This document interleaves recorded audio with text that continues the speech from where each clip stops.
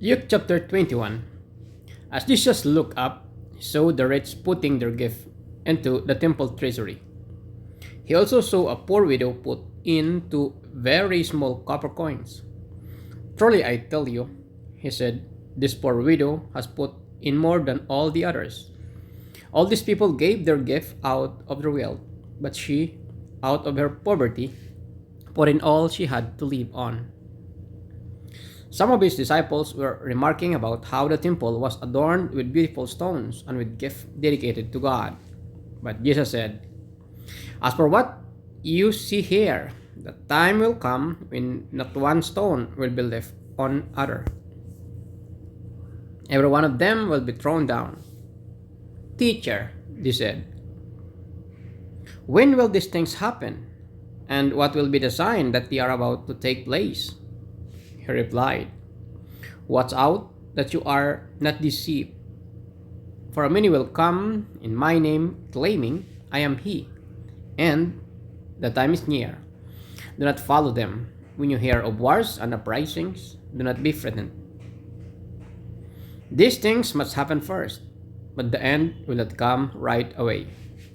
Then he said to them, nation will rise against nation, and kingdom against kingdom. There will be great earthquakes, famines, and pestilence in the various places, and fearful events and great signs from heaven. But before all this, they will seize you and persecute you. They will hand you over to synagogues and put you in prison. And you will be brought before kings and governors, and all on account of my name. And so you will bear testimony to me. But make up your mind not to worry beforehand how you will defend yourselves. For I will give you the words and wisdom that none of your adversaries will be able to resist or contradict. You will be betrayed even by parents, brothers and sisters, relatives and friends, and they will put some of you to death. Everyone will hate you because of me, but not a hair of your head will perish. Stand firm, and you will win life. When you see Jerusalem being surrounded by armies, you will know that its desolation is near. Then let those who are in Judea flee to the mountains. Let those in the city get out, and let those in the country not enter the city. For this is the time of punishment and fulfillment of all that has been written. How dreadful it will be in those days for pregnant women and nursing mothers. There will be great distress in the land and wrath against these people. They will fall by the sword and will be taken as prisoners to all the nations. Jerusalem will be trampled on the Gentiles, and until the times of the Gentiles are fulfilled.